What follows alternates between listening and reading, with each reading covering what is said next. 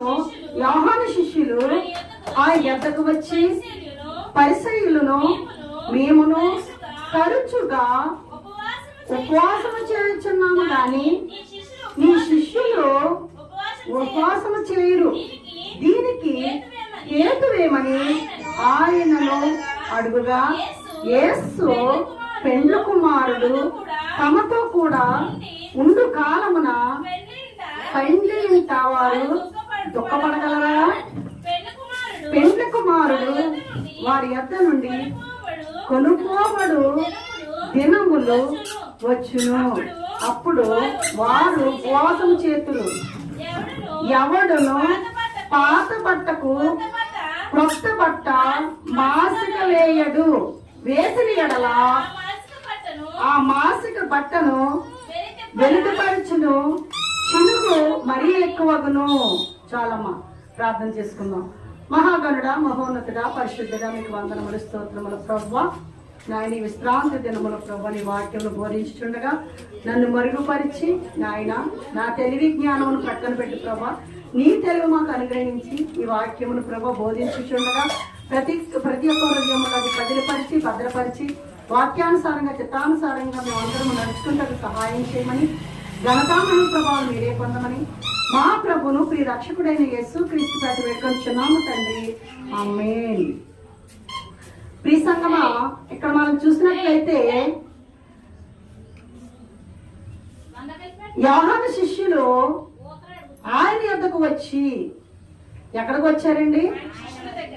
యేసు ప్రభు దగ్గరకు వచ్చి పరిసయ్యులను మేమును తరచుగా ఉపవాసము చేయుచున్నాము గాని నీ శిష్యులు ఉపవాసము చేయరు, దీనికి హేతువేమి అంటే కారణం ఏమిటి అంటే అక్కడ యోహాను గారు యేసు ప్రభు వారి కన్నా 6 నెలల ముందు ఉన్నటువంటి వారు.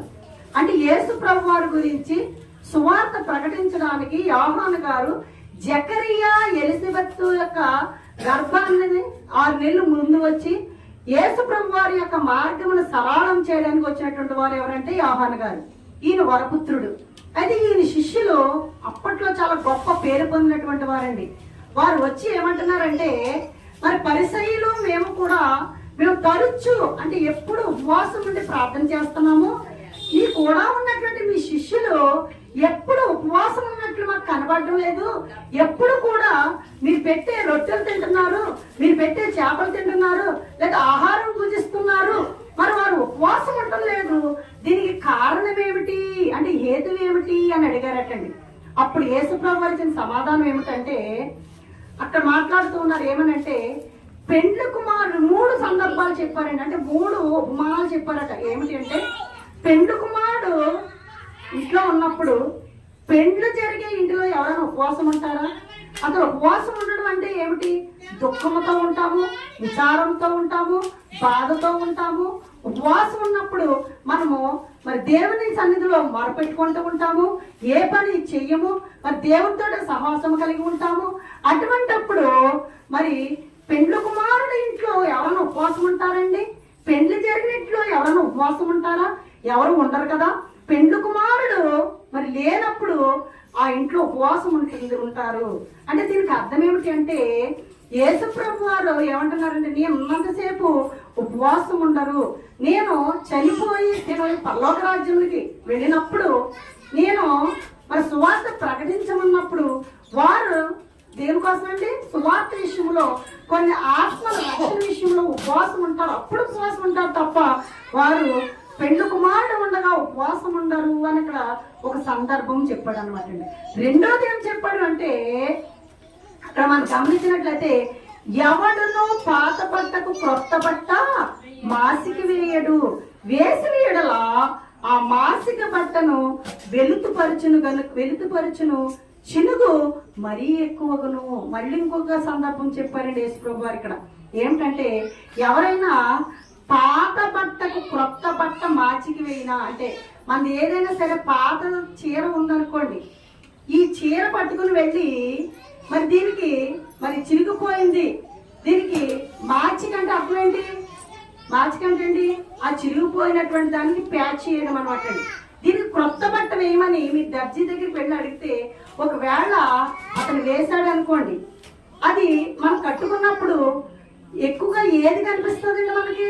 పాతది కనిపిస్తుందా, క్రొత్తగా వేసినటువంటి ఆ యొక్క మాచికి కనిపిస్తుందా?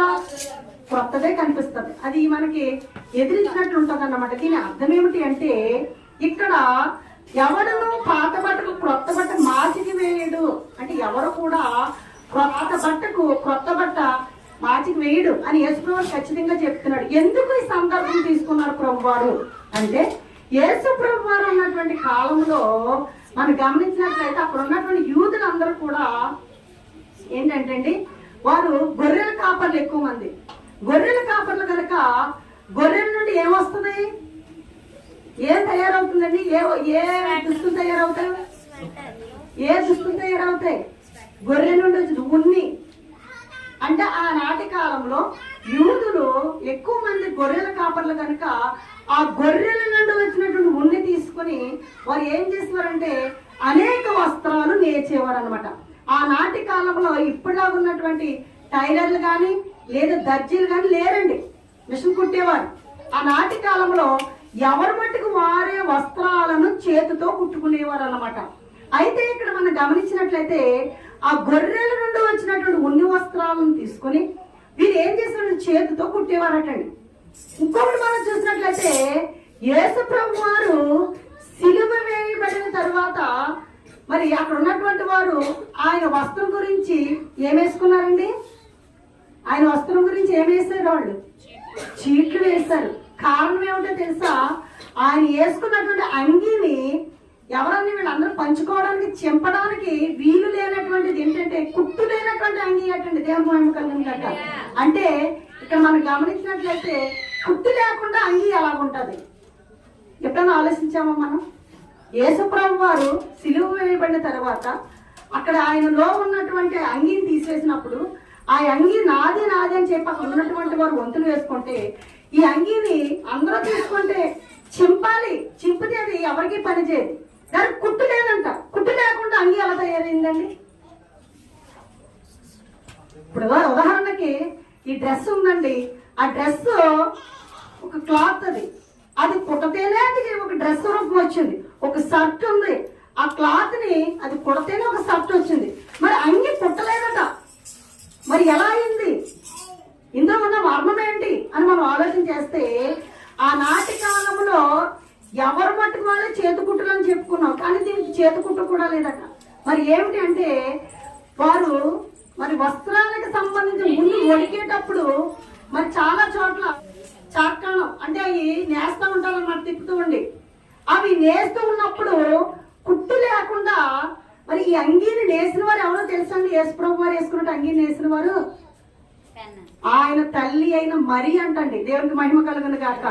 యేసుప్రభు వారు వేసుకున్నటువంటి అంగీనంట కుట్టు లేకుండా మరి ఆ యొక్క ఉన్ని వస్త్రముతో మరి ఆవిడ ఏం చేసిందంటే ఆ అంగీని ఏకాండిగా నేసిందటండి. ఆ కుట్టు కనిపించకుండా నేసేటప్పుడు ఆ అంగి మరి ఆయా చివరి టైంలో కూడా తల్లి వేసినటువంటి అంగీని వేసుకోవడం జరిగింది. అది చింపితే మరి ఎందుకు పనికిరాదు, కానీ కుట్టుంటే కుట్టుని మనం ఏం చేస్తాం? కుట్టు దగ్గర కట్ చేయడం చేస్తాం. ఇది ఏమవుతుందంటే ఎప్పుడైతే కుట్టు ఉండదో ఏకాండికి ఎప్పుడైతే నేస్తామో దాన్ని కట్ చేస్తామంటే ఆ ఉన్నంతా ఏం చేస్తుంది? ఊడిపోతుంది అటండి. అందుకు దాన్ని మరి కుట్టు లేకపోతే అది ఏమవుతుంది? దాన్ని కట్ చేస్తే మొత్తం ఎట్లా విడిపోతుందంట. కనుక ఆ రోజు యేసుప్రభు వారు చనిపోయినప్పుడు ఈ అంగీ ఎవరిదంటే నాదంటే నాదే అని పంచుకుందాం అనుకున్నా సరే అది ఎవరికి అంగీకారం కాక దాన్ని ఏం చేశారంటే చీట్లు వేసి పంచుకున్నారట. ఆ అంగీయే ఉన్నితో చెయ్యబడ్డది. ఎవరు చేశారు అంటే తల్లే దాన్ని తయారు చేసిందటండి. ప్రియ సంగమా, అంటే ఇక్కడ మనం గమనించినట్లయితే ఆనాడు మిషన్ కుట్టేవారు లేరు, దర్జీలు లేరు, మరి ఎవరి మట్టి వాళ్ళని నేర్చుకోవడం గనుక యేసుప్రభు వారి సందర్భం ఏం చెప్పారంటే ఎవడను పాత బట్టకు క్రొత్త మాసిక వేయడు. అంటే పాతదానికి ఎవరు కూడా క్రొత్తది మొక్కదానికి అతికించడు. ఒకవేళ అతికించాడు అంటే అది ఏం చేస్తుందంటే అది వ్యతిరేకంగా కనిపిస్తుంది. ఒకవేళ ఉతికితే అది ఏం చేస్తుందంటే ఈ క్రొత్త బట్ట ఆ పాత బట్టను ఇంకేం చేస్తుందండి? చిరిగిపోయేలా చేస్తుంది అన్నమాట. వేసిన తొందరగా విడిపోయేలా చేస్తుంది. దీని అర్థం అది. అంటే యేసు ప్రభు వారు ఈ అర్థము ఎందుకు చెప్పారు? ఇక్కడ పాత బట్ట ఎవరు, క్రొత్త బట్ట ఎవరు? ఈ సందర్భం మనం అంటే పాత బట్టకు సంబంధించిన వారు ఎవరు, క్రొత్త బట్టకు సంబంధించిన వారు ఎవరు అని యేసు ప్రభు వారు పాత బట్టను క్రొత్త బట్టను పోల్చి చెప్పారు. చూద్దాం, మనము రిఫరెన్స్ తీద్దాము. మత్తయి సువార్త 13వ అధ్యాయము 11 నుంచి 13 వచనాలండి. మత్తయి సువార్త 13వ అధ్యాయము. పరలోక రాజ్య మర్మములు ఎరుగుట నీకు చెప్పమ్మా.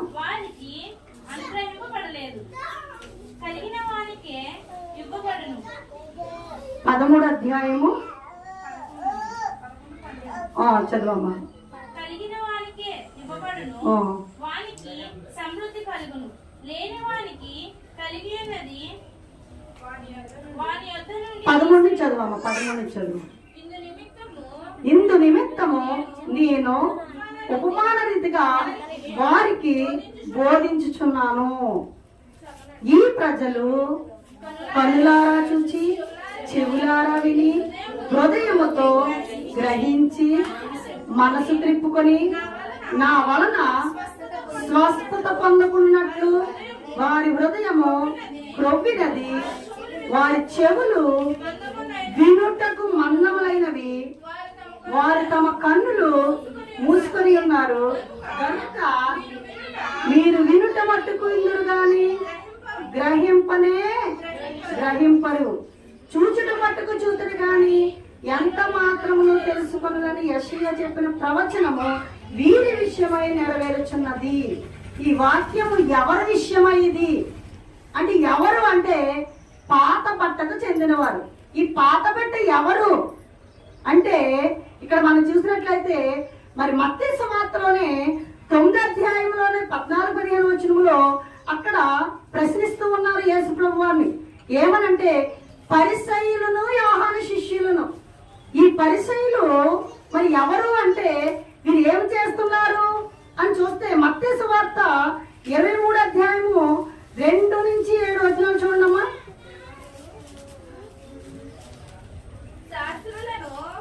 మొదటి నుంచి చదివండి అమ్మా. అప్పుడు యేసు జనసమూహములతోనూ తన శిష్యులతోనూ ఇట్లనెను, శాస్త్రులను పరిసయ్యులను మోషే పీఠ మందు కూర్చుండేవారు గనుక వారు మీతో చెప్పు వాటినన్నిటినీ అనుసరించి గైకొనుడి, అయినను వారి క్రియల చొప్పున చేయకుడి, వారు చెప్పుదరే గాని చేయరు. చాలా ఇక్కడ ఎవరు అంటే శాస్త్రుల పరిసయ్యులు. ఇక్కడ శాస్త్రుల పరిసయ్యులు ఏమిటి అంటే శాస్త్రులు అనేటువంటి వారు ఏం చేస్తున్నారంటే పూర్వంలో ఉన్నటువంటి ధర్మశాస్త్రాన్ని అనుసరిస్తున్నారటండి. ధర్మశాస్త్రాన్ని కొంచెం కూడా వారు తప్పిపోకుండా దాన్ని అనుసరిస్తూ ఉన్నారు. ఆ ధర్మశాస్త్రాన్ని అనుసరిస్తూ దాని ప్రకారంగా నడుచుకుంటూ ఏం చేస్తూ ఉన్నారంటే యేసు ప్రభు వారు చెప్పినటువంటి బోధకు వారు ఏం చేస్తున్నారండి ఆటంకం చెప్తూ ఉన్నారు. అందుకనే పరిసయ్యులను తర్వాత యోహాను శిష్యులను ఆయన ఎదుట వచ్చి ఏమంటున్నారు, నీ శిష్యులు ఎప్పుడు ఉపవాసం ఉండరు, నీ శిష్యులు అలాగే వెళ్తున్నారు, లేకపోతే నీ శిష్యులు ఆ చేలల్లోంచి వెళుతూ ఆ యొక్క ధాన్యాన్ని తింటున్నారు, మీ శిష్యులు అని చెప్పి యేసు ప్రభు వారి మీదను యేసు ప్రభు వారి యొక్క శిష్యుల మీదను నింద మోపడానికి చూస్తున్నారు తప్ప పరిసయ్యులు శాస్త్రులు యేసు ప్రభు వారు చెప్పిన బోధకు చెవి యొక్కలేదు అని గమనించినట్లయితే. కనుక ఇక్కడ శాస్త్రుల్ని పరిశీలన ఆయన దృష్టిలో పెట్టుకుని ఇక్కడ పరిశీలన అనేటువంటి వారు మరి ధర్మశాస్త్ర ప్రకారం అన్ని చేస్తారు. వారు ఏం చేస్తూ ఉంటారు, ప్రార్థన చేస్తారు, దాన ధర్మాలు చేస్తారు, కానుకలు ఇస్తారు, దశంభాగాలు ఇస్తారు, వారి యొక్క వండుకున్నటువంటి ప్రతి ఆహార పదార్థముల్లో దశంభాగం ఇస్తారు, అన్ని చేస్తారటండి. కానీ అన్ని చేస్తారు కానీ వారికి ఎవరంటే పడదంటే సుంకరులను పాపులంటే పడదటండి. అంటే అన్ని చేస్తారు. దీని అర్థం ఏమిటి, అంత బాగానే ఉంది, వారంతా బాగుంది. ఎక్కడ మాచిక కనబడుతుంది ఇందులో మనం చూసినట్లయితే మచ్చ. ఎవరినైతే దూషిస్తున్నారో, ఎవరినైతే అక్కడ మరి అంటరాని వారిగా చూస్తున్నారో అటువంటి వారి గురించి మీరు ఏం చేస్తున్నారంటే చులకనగా చూడటం వల్ల చిన్న పొరపాటు కనబడుతుంది అనమాట. ఆ పొరపాటు కనబడటం వల్ల యేసు ప్రభు వారు ఏమంటున్నారంటే మీరు అన్ని అనుసరిస్తున్నారు, యెహోవా దేవుడు చెప్పినటువంటి అన్ని చేస్తున్నారు ధర్మశాస్త్ర ప్రకారంగా, మీరు పాత బట్టకు చెందిన వారు, కానీ ఇక్కడ కొత్త బోధకు అంటే కొత్త బట్టకు ఏం చేస్తున్నారు, తీసుకుని వెళ్ళి దానికి మాచికి వేయాలని చూస్తున్నారు. అంటే పాత దానికి కొత్త బట్ట తీసుకుని వెళ్ళి మాచికి వేస్తే అది ఎలా ఉంటుందంటే వ్యతిరేకించినట్టు ఉంటుంది. దానివల్ల పాతది ఇంకా చినిగిపోతుంది. కనుక పాత అలవాట్లకు లేదా పాత ఆచార వ్యవహారాలకు యేసుక్రీస్తు వారి యొక్క బోధ దానికి దీనికి పొత్తు కుదరదు అన్న సందర్భంలోని ఈయన చెప్పడం జరిగిందండి. అందుకనే వాళ్ళు చేసినటువంటి ఏమంటున్నారు, శాస్త్రులు పరిసయ్యులను మోషే పీఠ మందు కూర్చుంటువారు అంటే అధికారులుగా ఉంటూ వారు ఏమంటున్నారంటే వారు మీతో చెప్పిన వాటన్నిటినీ అనుసరించి గైకొనుడి, అయినను వారి క్రియలు చెప్పను మీరు నడవకడి. వారు క్రియలు చేస్తున్నారు. క్రియలు అంటే ఏంటంటే వారు చెబుతారు కానీ వారు ఏం చేస్తున్నారు, కొన్ని మంచివి చెయ్యరు. కొన్ని క్రియలు అంటే అధికారాలను కోరుకుంటూ ఉంటారు, అనేక మంది విషయాలను చేస్తూ ఉంటారు. వారిని మీరు అనుసరించొద్దని దేవుని వాక్యం బోధిస్తుంది. మార్కు సువార్త 12వ అధ్యాయము 38-40 చరణాలు మనం చూసినట్లయితే మార్కు సువార్త 12వ అధ్యాయము 38-40 చరణాలు. మరియు ఆయన వారికి బోధించుచు ఇట్లా నేను శాస్త్రాలను గురించి జాగ్రత్త పడుడి, వారు నిలువుటంగీలు ధరించుకొని తిరుగుటను, సంత వీధులలో వందనములను, సమాజ మందిరములను, అగ్రపీఠములను, విందులలో అగ్రస్థానములను కోరుచు, విధవరాండ్ర ఇండ్లను దిగమింగుచు, మాయావేషముగా దీర్ఘ ప్రార్థన చేయుదురు, వీరు మరీ విశేషముగా శిక్ష పొందుదురా నిన్ను. మరియు ఆయన వారికి బోధించుచు, ఎవరికి బోధిస్తున్నారని యేసుప్రభు వారు అందరికి బోధిస్తూ శాస్త్రాల గురించి జాగ్రత్త పడుడి. శాస్త్రులు ఎవరండి వీళ్ళు? వేదాలు రాసినటువంటి వారు. పాత నిబంధన కాలంలో మనం చూసినట్లయితే యెజ్రా ఒక శాస్త్రి, అంటే దేవుని యొక్క వాక్యముల గురించి కానీ, యెరూషలేము దేవాలయం గురించి కానీ, యెహోవా దేవుడి గురించి కానీ మొత్తం మీద వాళ్ళు ఏం చేస్తారంటే శాస్త్రులు వేదాలను రాసినటువంటి వారు అనమాట. గొప్ప మరి తెలివైనటువంటి వారు. ఈ శాస్త్రుల్లో మరి మంచివారు ఉన్నారు, చెడ్డవారు ఉన్నారు. ప్రియ సంగమా, ఈ యేసుప్రభువు ఏం చెప్తున్నారంటే శాస్త్రం గురించి జాగ్రత్త పడుడి. ఈ శాస్త్రులు ఎవరు అంటే పాత బట్టకు సంబంధించినటువంటి వారు. పాత బట్ట అంటే ఆచార వ్యవహారాలను పాటించేవారు. కొన్ని మనం ఏం చేస్తామంటే మన ఆచార వ్యవహారాలు పాటిస్తూ ఉంటాం, కానీ దేవుని యొక్క సత్యమైనటువంటి బోధకు చెవియొగ్గండి ప్రియులారా. ఇక్కడ శాస్త్రం గురించి జాగ్రత్త పడుడి, వారు నిలువటంగీలను ధరించుకొని తిరుగుటకును, సంత వీధులలో వందనములను, సమాజ మందిరములలో అగ్రపీఠములను, విందులలో అగ్రస్థానములను కోరుచు, విధవరాండ్ర ఇండ్లను దిగమింగుచు, మాయావేషముగా దీర్ఘ ప్రార్థనలు చేయుదురు. అంటే వీళ్ళు ఏంటంటే గొప్ప వారు అన్నమాట. వాళ్ళు ఏం చేస్తారు, నిజంగా మరి అందరి గురించి ప్రార్థన చేయలేండి. వాళ్ళు అందరికి కనిపించాలని, అధికారం కావాలని, లేదా ఒక ఉన్నత స్థానంలో నేను ఉండాలని, లేకపోతే మరి భర్త చనిపోయినటువంటి స్త్రీలు ఉన్నారంటే వారికి మేలు చేసినట్టేమో అందరికీ కనిపించి, తర్వాత మేలు లేకుండా వారికి ఇండ్లు అంటే ఎలాగండి, ఏదో విధంగా వారికి మరి ఆపదలో ఉన్నప్పుడు డబ్బు ఇవ్వడము, లేకపోతే సహాయ సహకారాలు అందించి, తర్వాత వారు ఇవ్వలేని స్థితిలో ఉన్నప్పుడు వారి ఇండ్లను వీళ్ళు దోచుకోవడము. మళ్ళీ వీళ్ళు ఏం చేస్తూ ఉంటారండి, దీర్ఘ ప్రార్థనలు. దీర్ఘం అంటే ఇంకా నిత్యము ప్రార్థన చేస్తూ ఉంటే, అమ్మ బాబోయ్ ఆ పాస్టర్ గారు ఎంత మంచోరో, నిత్యము ప్రార్థన చేస్తున్నారు. ఎప్పుడు మీకు కనబడేవారిగా దేవునికి ఎలా ఉన్నారు వీళ్ళు, శాస్త్రం నమ్మవద్దని యేసుప్రభువు చెప్తున్నారు. కానీ వీళ్ళు ఏం చేస్తున్నారంటే భక్తిపరులుగా ఉంటూ దీర్ఘ ప్రార్థనలు చేస్తూ మరి భర్త చనిపోయినటువంటి స్త్రీలకు ఇండ్లను దోచుకుంటూ ఇంకేం చేస్తారండి, చక్క అగ్రపీఠం అంటే నాకు అధికారాలు. ఈ రోజుల్లో మన క్రైస్తవ సంఘములో లేదా క్రైస్తవ మతంలో ఎక్కడ చూడండి ఎవరైనా ఏమి కోరుకుంటున్నారంటే పరిచర్య చేయటకి ఎవరు కోరుకుంటలేదండి. ఎవరు అగ్గరపెట్టమంటే అధికారం కోరుకుంటున్నారు. నేను బిషప్నా, లేదా నేను రెవరెండ్నా, లేకపోతే నేను మామూలుగా ఒక సమాజంలో ఒక సంఘములో మరి ఒక టీం ఏర్పడ్డదంటే, ఒక గ్రూప్ ఏర్పడ్డదంటే ఆ గ్రూప్ లో నేను ప్రెసిడెంట్నా, నేను సెక్రటరీనా, నేను జాయింట్ సెక్రటరీనా, లేదా నేను వైస్ ప్రెసిడెంట్నా, నేను ట్రెజరర్నా, నేను ఎవరిని, నాకు పదవి ఇస్తారా లేదా అని చెప్పుకొని ఎక్కడ చూసినా ఈ యొక్క టీంలో ఎక్కడ ఏం జరుగుతుందండి? చర్చ విషయాల్లో చాలా గొడవలు జరుగుతూ ఉన్నాయి. చర్చి అమౌంట్ విషయంలో కూడా ట్రెజరర్ ఉన్నటువంటి వారు ఆ డబ్బును వాడేసుకుని ఇష్టం వచ్చినట్టు చాలా గందరగోళంగా ఉందండి ఈ క్రైస్తవ మతంలో కూడా ఈనాడు. అంటే ఇక్కడ అందుకనే యేసు ప్రభు వారు 2024 అంటే ప్రస్తుతం 2024 సంవత్సరం అంటే 2023 సంవత్సరాల క్రితము యేసు ప్రభు వారు చెప్పినటువంటి మాట ఇప్పుడు నెరవేరింది. అప్పుడు శాస్త్రులు అంటే అర్థం ఏమిటంటే వేదాలు చదివినటువంటి వారు. ఇప్పుడు శాస్త్రులు అంటే అర్థం ఏంటంటే బాగా చదువుకున్నవారు, బాగా బోధించేవారు, లేకపోతే ఒక రెవరెండ్ గా ఉన్నటువంటి వారు, లేదా బిషప్లుగా ఉన్నటువంటి వారు, దైవ సేవకులుగా ఉన్నటువంటి వారు. నిజమైనటువంటి సేవ అనేది పరిచర్య ఎలా ఉంటుందంటే ఇతరులకు పరిచయం చేసేవాడిగా ఉండాలండి. పాస్టర్లు అయితే బోధకులు ఎలా ఉండాలి? మీకు ఏం అవసరమో మీ అవసరాన్ని చక్కదిద్దేవాడిగా ఉండాలి. మీరు కష్టాల్లో ఉన్నప్పుడు కష్టాల్లో ఆదుకునేవాడిగా ఉండాలి దాసుడు అంటే. ఇక్కడ శాస్త్రులు ఏం చేస్తున్నారంటే అగ్గరపీఠాలని మరి అధికారాన్ని అడుగుతూ వీళ్ళు దీర్ఘ ప్రార్థనలు చేస్తున్నారు, అన్యాయంగా తీసేసుకుంటున్నారండి. కనుక అటువంటి వారి గురించి జాగ్రత్త పడండి అని దేవుని వాక్యము, ఇది సొంతంగా నేను చెప్పింది కాదు, దేవుని వాక్యం ఇక్కడ బోధిస్తూ ఉంది.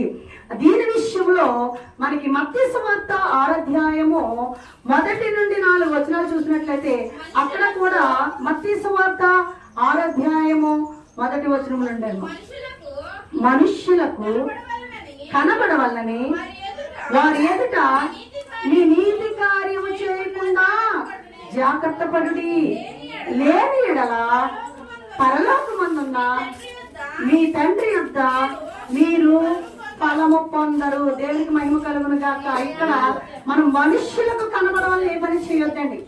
మనుష్యుల వల్ల గొప్ప పొందాలని ఏ పని చేయవద్దు. మనం ఏం చేస్తామంటే ఒక కార్యం చేస్తామంటే మనుష్యులకు ఘనత కోసము ఒక కార్యక్రమం మనం జరపమంటే మన దగ్గర డబ్బు లేకపోయినా సరే, అప్పు చేసినా సరే ఆ కార్యాన్ని మనం ఏం చేస్తున్నాం? మనుషులకు కనబడవాలని ఘనంగా చేస్తున్నాం ప్రియులారా. కానీ చివరికి నష్టపోయేది ఎవరంటే చేసేవాడే. మనుషులు ఏం చేస్తారంటే అబ్బా ఆ కార్యక్రమం చాలా బాగా జరిగింది అని ఒక మాట అనేసి వెళ్ళిపోతారు. కానీ తర్వాత ఎవరండి దాంట్లో నుండి తేరుకోవడానికి చాలా సమయం పడుతుంది. కనుక మనం మనుషులకి కనబడవాలని కాదు, దేవునికి కనబడవాలని మనం చెయ్యాలి ఏ పనైనా. అందుకని మనం దేవుని దగ్గరే మనం పోరాడాలి, దేవునితోటే మనం ప్రయాసపడాలి, దేవునితోటే మనం మాట్లాడాలి, దేవునితోటే మనం ప్రార్థించాలన్నమాట. అంటే అర్థం ఏమిటి? మనుషులతో కాదు. మనుషులు ఇప్పుడు ఒకలాగా ఉంటారు, తర్వాత ఒకలాగా మారిపోతారు. నీ దగ్గర డబ్బు ఉంటే చక్కగా మాట్లాడతారు, నీకు డబ్బు లేకపోతే ఒకలాగా ఉంటారు. ఆ డబ్బున్నంతసేపు ఎలాంటి వాడైనా సరే ఏం చేస్తారండి? పేరుని బట్టి గౌరవిస్తారు. డబ్బు లేకపోతే ఆడు ఈడు అంటారు. అంటే అలాగని చెప్పి ధనం అనేది మరి సమస్త కీడునకు మూలమండి. అన్యాయమైనటువంటి ధనం మనకు వద్దు. నీతితో కూడినటువంటి ధనం, నీ కష్టార్జితం దేవుడు ఆశీర్వదిస్తున్నాడు కనుక నువ్వు కష్టపడు, ఆ కష్టార్జితం తీసుకో, దేవునికి ఉన్నత స్థానాన్ని తీసుకువెళ్తాడు. కానీ నీవు మనుషుకు కనబడాలని ఏ పని చేయవద్దు. ఇక్కడ శాస్త్రుల పరిశైలు అయితే మనుషులకు కనబడాలని వారు ఎన్నో పనులు చేస్తున్నారు, దీర్ఘ ప్రార్థన చేస్తున్నారు. సంత వీధులలో ఎలాగెళ్ళిపోతే మరి పిలిచి ఎంతో మర్యాదగా వందనమని చెప్తున్నారు. మనకు తెలియకుండానే భర్త చనిపోయినటువంటి స్త్రీల దగ్గర ఇల్లును దోచుకుంటున్నారు అన్నమాట. కనుక మరి భర్త లేనటువంటి స్త్రీల దగ్గర అంట మనం దోచుకోకూడదండి. ఇంట్లో చాలా చోట్ల మరి దైవజనులు ఇంకా ఎక్కడెక్కడో మనం చూసినా చాలా మంది మరి మంచిగా అమౌంట్ ఇస్తున్నారు. చివరికి ఏం చేస్తున్నారంటే ఆ అమౌంట్ ఇవ్వకపోతే ఆస్తుల్ని దోచుకుంటున్నారు. కానీ అటువంటివి ఉండొద్దు. కానీ ఇక్కడ ఏ పని చేసినా నీతిగా మనం చెయ్యాలని ఇక్కడ వాక్యం బోధిస్తుంది కనుక మనము దేవుళ్ళో ఉండే విధంగా మనం మసలుకోవాలన్నమాట. అందులో మార్క్స్ వార్త 1వ అధ్యాయము 22-27 వచనాలు మనం చూసినట్లయితే మార్క్స్ వార్త 21వ అధ్యాయము అంతట వారు కపెర్నహూములోనికి కపెర్నహూములోనికి వెళ్ళిరి. వెంటనే వెంటనే ఆయన విశ్రాంతి దినమున ఆయన విశ్రాంతి దినమున సమాజ మందిరములోకి పోయి సమాజ మందిరములోనికి పోయి బోధించెను. బోధించెను. ఆయన శాస్త్రుల వలె ఆయన శాస్త్రుల వలె కాక కాక అధికారము గలవారి వలె వారికి బోధించెను గనుక వారు ఆయన బోధకు ఆశ్చర్యపడిరి. ఆ సమయమున వారి సమాజ మందిరములో అపవిత్రాత్మ పట్టిన మనుష్యుడు ఒకడుండెను. వాడు నజరేయుడగు యేసు, మాతో నీకేమి? మమ్ము నశింపజేయడానికి వచ్చినవా? నీవెవడువో నాకు తెలియను, నీవు దేవుని పరిశుద్ధుడు అని కేకలు వేసెను. అందుకు యేసు ఊరకుండము, వానిని విడిచిపొమ్మని దానిని గద్దింపగా ఆ అపవిత్రాత్మ వానిని విలవలలాడించి పెద్ద కేక వేసి వాని విడిచిపోయెను. అందరూ విస్మయం ఉంది. ఇదేమిటో, ఇది క్రొత్త బోధగా ఉన్నదే. ఈయన అధికారముతో అపవిత్రాత్మలకును ఆజ్ఞాపింపగా అవి ఆయనకు లోబడుచున్నవని ఒకరితో ఒకరు చెప్పుకున్నది. దేవునికి మహిమ కలుగునుగా. ఇక్కడ చూడండి, క్రొత్త బోధ ఏంటండి? క్రొత్త బోధ యేసుప్రభువు చెప్పింది అపవిత్రాత్మను విడిచిపెట్టుట. అంటే అపవిత్రాత్మలను ఏ విధంగా విడిచిపెట్టబడ్డాయి? ఇక్కడ అపవిత్రాత్మ మాట్లాడింది. చాలా మంది అంటారు సాతాను దేవుని సన్నిధికి రాదు, దెయ్యాలు దేవుని సన్నిధిలో ప్రవేశించవు అంటారు. దేవుని సన్నిధిలోకి దయ్యాలు కూడా వస్తాయండి. రావా? వస్తాయి. మరి యోబు దగ్గరికి, యోబు గురించి మరి అటు ఇటు సాతాను తిరుగుతూ ఎక్కడికి వెళ్ళిపోయిందండి? దూతలు సమావేశం ఏర్పాటు చేసుకున్నారు, దేవదూతలు సమావేశం ఏర్పాటు చేసుకున్న చోటకి యెహోవా దేవుడి దగ్గరికి వెళ్ళిపోయిందండి సాతాను. నువ్వు ఎక్కడి నుంచి వచ్చావంటే అటు ఇటు తిరుగులాడుచు నీ దగ్గరికి వచ్చిందని చెప్పింది. ఇక్కడ చూడండి, మీరు గమనించినట్లయితే ఆయన ఏంటంటే శాస్త్రుల వలె కాక అధికారం గలవాని వలె వారికి బోధించెను యేసుప్రభువు వారు. గనుక వారు ఆయన బోధకు ఆశ్చర్యపడి. ఎవరు ఆశ్చర్యపడ్డారు? ఇక్కడ శాస్త్రులు ఆశ్చర్యపడ్డారు, పరిసయ్యులు ఆశ్చర్యపడ్డారు. ఎందుకు అంటే శాస్త్రులు మేము చాలా గొప్పవారము, మేము ఏం చేస్తాం, దశమ భాగాలు ఇస్తున్నాము, మేము చాలా దేవుడికి ఏం చేస్తున్నాము, అనేక పనులు చేస్తున్నాము, సంత వీధుల్లోని ఆ మూల ఈ మూల అగ్రపేటాల మీద మేము ఉంటున్నాము, దీర్ఘ ప్రార్థన మేము చేస్తున్నాము, అన్ని మేము దేవుని సందేహిస్తున్నాము, ఆచార వ్యవహారాలు పాటిస్తున్నాము, మేము ఏది కూడా తప్పుకోకుండా ఉన్నాము అని పరిశీలన అనుకుంటుంటే ఇక్కడ శాస్త్రులు ఏమనుకుంటారంటే మేము వేదాలు రాస్తున్నాము, వేదాలలో ఉన్నటువంటి మొత్తం గొప్ప గొప్ప వేదాలన్నీ కూడా మేమే రాస్తాము, ఈ పరిశుద్ధ గ్రంథంలో ఉన్నటువంటి అన్ని కూడా దైవికంగా మేమే రాస్తామని చెప్పి శాస్త్రులు అనుకుంటుంటే, శాస్త్రులు పరిశీలన బోధ కంటే అధికారము గలవానిగా పరిశుద్ధాత్మ దేవుడు ఆయనలో ఉండి యేసుప్రభువుని మాట్లాడుతూ ఉంటే అక్కడ ఎవరు వచ్చారంటే ఒక అపవిత్రాత్మ పట్టినటువంటి ఒక మనుష్యుడు వచ్చాడటండి. అపవిత్రాత్మ అంటే అర్థం ఏంటి? ఒక దయ్యం పెట్టినటువంటి మనుష్యుడు వచ్చి అక్కడ ఉంటే అక్కడ మాట్లాడుతూ ఏమంటున్నాడంటే, అక్కడ ఆ సమయంలో వారి సమాజ మందిరంలో అపవిత్రాత్మ పట్టిన మనుషుడు అక్కడ ఉండేను. వాడు అంటున్నాడు, నజరేయుడగు యేసు, మాతో నీకేమి పని? నశింపజేయడానికి వచ్చినవా? నీవెవడవో నాకు తెలియదు, నీవు దేవుని పరిశుద్ధుడు అని కేకలు వేసెను. దేవునికి మహిమ కలుగును గాక. ఆ దయ్యానికన్నా తెలుస్తుంది కానీ దేవుడు గొప్పవాడని లోకంలో ఉన్నటువంటి మనుషులకు తెలియడం లేదండి. అది ఇక్కడ దేవుని వాక్యం. ఈ లోకంలో ఉన్నటువంటి మనుషులు ఎవరో దేవుడు ఎవరో తెలియలేకున్నారు, ఆయన శక్తిమంతులని తెలుసుకోలేకపోతున్నారు, ఆయన గొప్పవాడని తెలుసుకోలేకపోతున్నాడు. ఎందుకంటే మన పనుల్లో మనం ఉండిపోతున్నాం, మన ఆటల్లో మనం ఉండిపోతున్నాం, మన పాటల్లో మనం ఉండిపోతున్నాం, మన యొక్క ఏం చేస్తున్నాం అంటే మొత్తం మీద ఒత్తులై ఉంటున్నాము. కానీ ఇక్కడ దెయ్యాన్ని తెలిసిందటండి. నజరేయుడగు యేసు, నీవెవడవో నాకు తెలుసు. ఒక దెయ్యం మాట్లాడుతుంది ఈ సంగమా. కానీ మనుష్యులు ఆయన స్వరూపంలో ఉన్నటువంటి మనము ఆయనతో మాట్లాడే స్థితిలో ఉన్నాం. అంటే అర్థం ఏమిటి? ఆయనతో మాట్లాడడం అంటే ప్రార్థన చేయడం. ఆయనతో ప్రార్థించకపోతే నీవు ఆయనతో మాట్లాడలేని స్థితిలో ఉన్నట్టు లెక్క.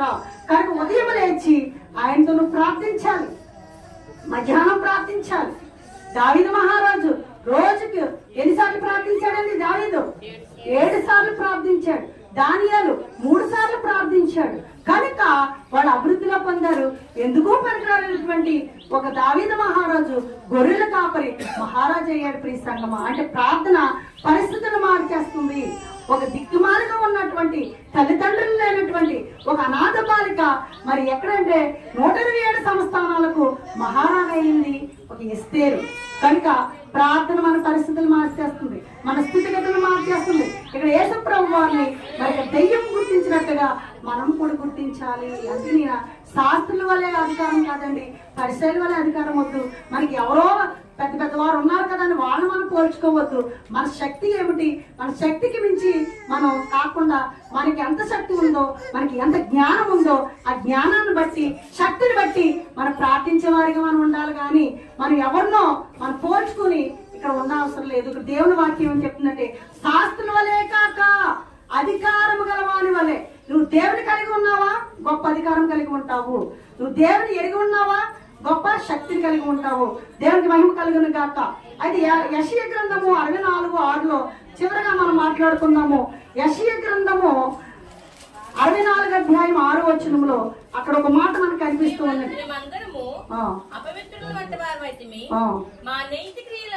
మా నీతి క్రియలన్నీయు మురుకు గుడ్డ వలె ఆయను. ఇక్కడ మనం చూసినట్లయితే మన నీతి క్రియలు ఎలాగున్నాయండి? ఇక్కడ మురికి గుడ్డ. ఇక్కడ శాస్త్రులు పరిశైల యొక్క నీతి దేవుని దృష్టిలో మురికి గుడ్డ వలె ఉండటండి వాళ్ళ నీతి. అందుకనే వాళ్ళ పాత బట్ట, ఆ పాత బట్టకు కొత్త మాచిక వేయాలని ఆశపడుతున్నారు. అంటే అర్థం ఏమిటి? యేసు ప్రభు వారు చెప్పినట్టు బోధన వాళ్ళు ఏం చేస్తున్నారు, ఆటంకం చేస్తున్నారు. చూడండి, గుడ్డివాడికి మరి కళ్ళు తెచ్చేటప్పుడు కూడా వారు ఆటంకం చేస్తూ ఉన్నారు. కాళ్ళు లేని వారికి కాళ్ళు ఇచ్చినప్పుడు ఆటంకం చేస్తూ ఉన్నారు. ప్రతి చోట యేసు ప్రభు వారు ఏం చెప్తున్నారు? స్వస్థపరిచి మీరు ఎవరికి చెప్పకుండా ఇంటికి వెళ్ళిపోమంటున్నారు. ఆయన కారణం ఏమి చేస్తుంది? ఆయన స్వస్థపరిచినటువంటి స్వస్థతకు ఈ యొక్క శాస్త్ర పరిచయలు అక్కడ ఆటంకంగా ఏర్పడతారండి. అందుకని యేసు ప్రభు వారు వారు ఏం చేస్తున్నారంటే నీవు స్వస్థపడ్డావా, ఎవరికి కనపడకుండా ఇంటికి వెళ్ళిపో. మనం గమనించాలి. మొన్న కూడా చూడండి, మొన్న వాక్యం చెప్పినప్పుడు, శుక్రవారం మన వాక్యం చెప్పినప్పుడు కళ్ళుకి మరి ఉమ్ము రాసి స్వస్థపరిచిన తర్వాత మీరు ఎవరికి చెప్పకుండా ఇంటికి వెళ్ళిపో. ఎందుకు చెప్పొద్దు అన్నారండి ప్రభు వారు? మనకి ఏదైనా స్వస్థత వచ్చినప్పుడు కృతజ్ఞతలు చెల్లిస్తున్నామే. ఎందుకంటే ఇక్కడ శాస్త్రులు పరిసయులు ఈయనకు బోధకు ఆటంకంగా ఏర్పడుతున్నారటండి. అంటే పాతదానికి క్రొత్తది మార్చికేస్తే క్రొత్తది పాతది కూడా మొత్తం చిరిగిపోతుంది. అంటే మీకు ఉన్నటువంటి మరి అలవాట్లు అవన్నీ మీరు మానుకుంటేనే మీరు క్రొత్త బాధకు రాగలరు. అంటే దానికి దీనికి పొత్తు కుదరదు. నువ్వు ఆచార వ్యవహారాలు ఎన్ని పాతవి సాంప్రదాయాలు ఎన్ని పాటిస్తూ దేవుళ్ళకి వచ్చినా దేవుని వాక్యం నీలో నిలబడదు. నీ పాత హృదయంలో పాతవన్నీ ఉండిపోతే కొత్త వాక్యం నీలో వచ్చినా అది ఏం చేస్తుందంటే నీళ్ళు నిలబడనివ్వదు. అందుకని మరి మనం చూసినట్లయితే యెషయా గ్రంథంలోనే క్రీస్తు పూర్వం 7000 సంవత్సరాల క్రితమే ఇది వ్రాయబడ్డదండి యెషయా గ్రంథం. మనం కనుక మరి యేసు ప్రభువు ఏమన్నారంటే పాత బట్టకు మరి కొత్త బట్ట మార్చిక వేయకూడదు, వేయబడదు, వేయడానికి అవకాశమే లేదు.